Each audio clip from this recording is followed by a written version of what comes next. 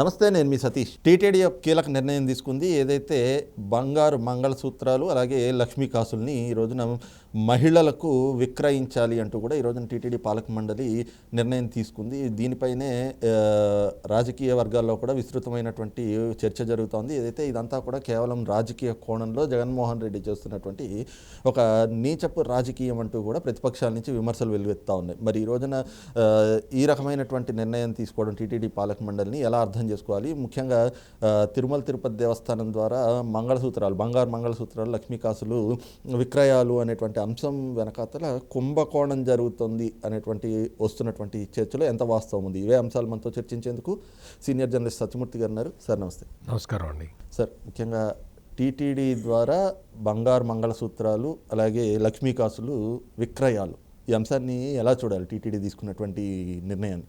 ఇది చాలా బాధపడాల్సిన విషయం అండి. మనం వెంకటేశ్వర స్వామిని భక్తితో కొలుస్తాం. అంటే చాలామందికి ఇలవేల్పు వెంకటేశ్వర స్వామి. అటువంటి వెంకటేశ్వర స్వామిని వ్యాపార వస్తువుగా మార్చటం ఇది అత్యంత బాధాకరమైన విషయం. అసలు ఇటువంటి నిర్ణయాలు వాళ్ళకి ఎట్లా వస్తాయో, వాళ్ళకి అసలు ఎట్లా తీసుకుంటారో ఎవరికీ అర్థం కావట్లేదు. ఇప్పుడు మీరు ఆ మంగళసూత్రాలు లేకపోతే లక్ష్మీ కాసులు ఇవన్నీ ఇప్పటికే మనం చూస్తున్నాం. సామాన్యుడికి అక్కడ దర్శనమే దొరకట్లేదు. చక్కగా నడిచి కొండ మార్గంలో నడుచుకుంటూ వచ్చే భక్తులకి శీఘ్ర దర్శనం కల్పిస్తారు. అక్కడికి వచ్చి పేదవాళ్ళకి ఆ సత్రాల్లో ఈజీగా వెళ్ళి ఒక గంట సేపు వేచి ఉంటే ఆ డార్మెటరీలో సౌకర్యం దొరికేలాగా చేస్తారు. అక్కడ క్యూ లైన్లో ఉండే వాళ్ళకి ఆహారాలను సప్లై చేస్తారు. చిన్నపిల్లలు, పసిపిల్లలకి పాలు ఇస్తారు, పెద్దవాళ్ళు ఉంటే మజ్జిగ ఇస్తారు, ప్రసాదాలు పెడతారు, వాళ్ళకు అల్పాహారం అందిస్తారు. ఇటువంటి పనులు చేయాలి. కానీ స్వామివారి డబ్బులతోటి ఇట్లా ఈ విధమైన వాణిజ్య తరహాలో, వ్యాపార పందాలో ఇటువంటి నిర్ణయాలు తీసుకోవటం అనేది ఎవ్వరూ హర్షించరండి.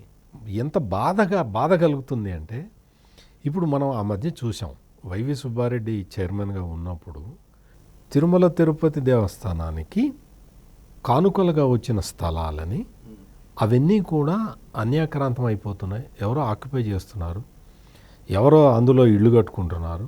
వాటిని కాపాడటం అనేది పెద్ద సమస్యగా మారిపోతుంది.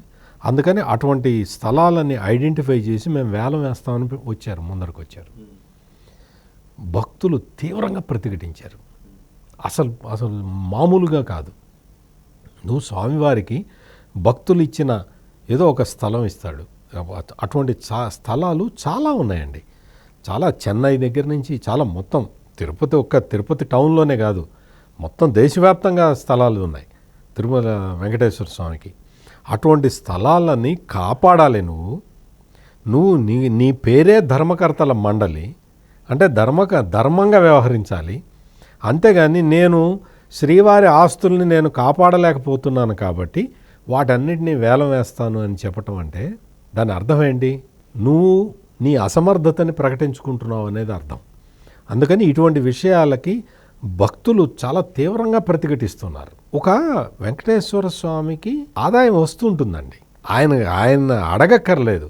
ఆయన బలానా అవసరం ఉంది అని ఎవరన్నా చెప్పినా కానీ డొనేషన్లు ఇవ్వడానికి దాతలు సిద్ధంగా ఉంటారు. అటువంటి ఒక వెంకటేశ్వర స్వామి, పవిత్రంగా చూడాల్సిన వెంకటేశ్వర స్వామి ఆలయాన్ని ఈ విధంగా వ్యాపారపరంగా మనం ఆలోచించి ఈ వ్యాపార పందాలు ఇవన్నీ కూడా చాలా వెంకటేశ్వర స్వామి భక్తులకి చాలా మనోవేదనని కలిగిస్తాయండి. ఈ విధమైన చర్యల్ని మరి ఎందుకు చేస్తున్నారో ఇప్పుడు మనం చూసాం. అయోధ్య రామాలయంలో అక్కడ భక్తులకి ఉచిత ప్రవేశం ఉందండి. ఉచితంగా దర్శనం కల్పిస్తున్నారు. హారతి అవన్నీ కూడా ఆన్లైన్లో బుక్ చేసుకుంటే హారతికి వెళ్ళటానికి వెసులుబాటు కల్పించారు. నీకు ఇంత ఆదాయం ఉన్న వెంకటేశ్వర స్వామి ఆలయాన్ని ఆ విధంగా భక్తులకి, అంటే పేద భక్తులకి సౌకర్యంగా ఎందుకు తీర్చిదిద్దారో నాకు ఇప్పటికీ అర్థం కావట్లేదు. చాలామంది మొక్కులతోటి వస్తారు.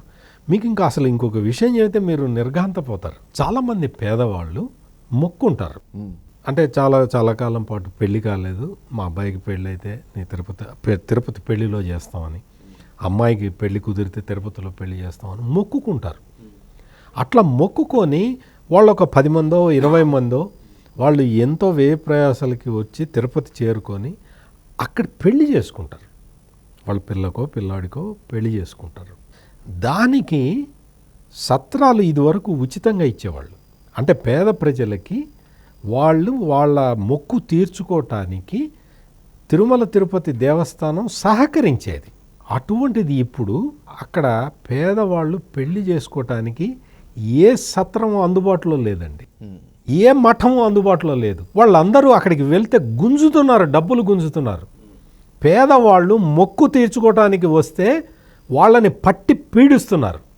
ఇటువంటి వ్యవస్థల్ని చేత అయితే మార్చాలి. నీకు కొన్ని చౌల్ట్రీలు అక్కడ కట్టేసి వాళ్ళ పేదవాళ్ళు వాళ్ళు ఉచితంగా పెళ్లి చేసుకునే సౌకర్యం కల్పించడమే కాకుండా వాళ్ళందరికీ ఉచితంగా భోజనాలు పెట్టాలి. వాళ్ళకి అటువంటి పేదవాళ్ళకి నువ్వు చూసుకో, నువ్వు నీ ఆధార్ కార్డు అన్నీ చూసుకొని పేదవాళ్ళకి బిలో పావర్టీ లైన్ ఉన్న వాళ్ళకి ఉచితంగా తాలిబోట్లు ఇచ్చి వాళ్ళని ఆ విధంగా వాళ్ళని ఎంకరేజ్ చేయాలి.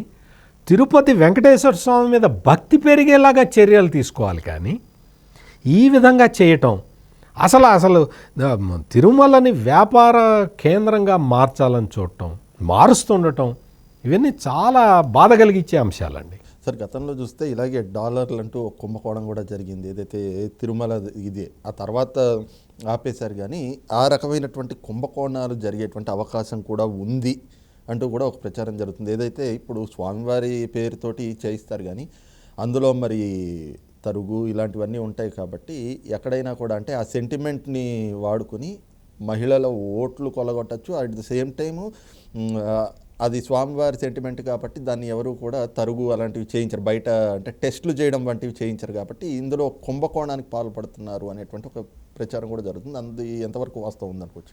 అది జరగటానికైతే పూర్తి అవకాశం ఉందండి. అందులో విభేదించాల్సిన విషయం ఏం లేదు. ఖచ్చితంగా ఇటువంటి కార్యక్రమాల్లో కుంభకోణం జరగటానికే ఆస్కారం ఉంటుంది. ఎందుకు అంటే అది బంగారానికి సంబంధించింది. దాంట్లో చాలా రకరకాల ఇవి ఉంటాయి. అవన్నీ కూడా అసలు ఏదో కమర్షియల్గా ఎవరో వేరే వాళ్ళు వ్యాపారం చేసుకోవాలి. నువ్వు వెంకటేశ్వర స్వామికి వచ్చిన నగల్ని నేను వ్యాపారంగా మారుస్తాను అంటే నువ్వు వెంకటేశ్వర స్వామికి వచ్చిన బంగారాన్ని నువ్వు ఎట్లా అమ్ముతావు? వెంకటేశ్వర స్వామికి ఏదో ముడుపు కట్టో మొక్కుతోటో ఎవరో కొంత బంగారాన్ని ఇస్తే ఆ బంగారాన్ని ఎట్లా అమ్ముతావు నువ్వు? ఇదే అసలు ఆ బంగారాన్ని ఏ రూపంలో నువ్వు అమ్మటానికి అర్హత లేదు నీకు. నేను చెప్తున్న పాయింటే అది. స్వామివారికి వచ్చిన బంగారాన్ని నువ్వెట్లా అమ్ముతావు? నువ్వు ఆ బంగారాన్ని బ్యాంకుల్లో డిపాజిట్లు చేసి దాని మీద వచ్చే ఇంట్రెస్ట్ ఏదో ఉంటుంది కదా, అటువంటిది ఏదో ఉంటుంది. అటువంటివి భక్తుల సౌకర్యం కోసం ఉపయోగించాలి. అంతేగాని నువ్వు వెంకటేశ్వర స్వామికి ఇచ్చిన గోల్డ్ని నువ్వు క్యాష్ రూపంలోకి ఎట్లా మారుస్తావు? ఇది చాలా పెద్ద కుంభకోణం జరగటానికి ఆస్కారం ఉంటుంది. చిన్న స్కీమ్స్లోనే పెద్ద కుంభకోణాలు జరుగుతున్న ఈ రోజుల్లో ఇటువంటిది స్వామివారి బంగారంతో ఇంత గేమ్స్ ఆడటం మాత్రం అది క్షమించరాని నేరం అండి. అట్ ద సేమ్ టైం అట్లాగే బంగారం అంటే మహిళలకు కొంచెం ఇది ఉంటుంది. అందులోనూ మంగళసూత్రాలు, లక్ష్మీ కాసులు అంటే ఖచ్చితంగా మహిళలు కూడా ఆకర్షితులు అవుతారు. కాబట్టి ఆ ఓట్లు కూడా కొల్లగొట్టచ్చు అనేటువంటి ఆలోచనతో చేసినట్లు దీన్ని భావించచ్చా?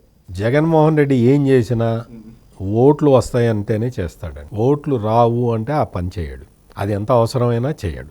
ఈ తిరుమల భక్తులతోటి వాళ్ళ మనోభావాలతోటి ఆటలాడుకుందాం అని గనక ప్రయత్నం చేస్తే చాలా తీవ్రమైన పరిణామాలు తలెత్తుతాయి. అందులో డౌటే లేదు.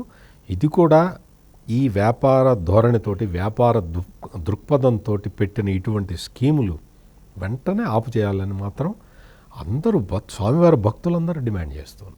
రైట్, ఇది చూస్తున్నాం కదా. ముఖ్యంగా ఏదైతే తిరుమలని వ్యాపార కేంద్రంగా చేస్తూ ఆ క్షేత్రానికి ఉన్నటువంటి పవిత్రతను చంపేసే దిశగా జగన్మోహన్ రెడ్డి ఆలోచనలు చేస్తున్నట్లుగా అయితే కనిపిస్తోంది. ఈ రోజున బంగారం పేరుతోటి ఏదైతే మహిళలకు ఒక ఎరవేసి దీని ద్వారా కూడా కుంభకోణాలు చేసే దిశగా ఈ రోజున టీటీడీ ద్వారా ఇలాంటి నిర్ణయాలు తీసుకుంటున్నట్లుగా అయితే కనిపిస్తుంది అన్నటువంటి భావాన్ని సీనియర్ జర్నలిస్ట్ సత్యమూర్తి గారు వ్యక్తం చేస్తూ ఉన్నారు. Thank you.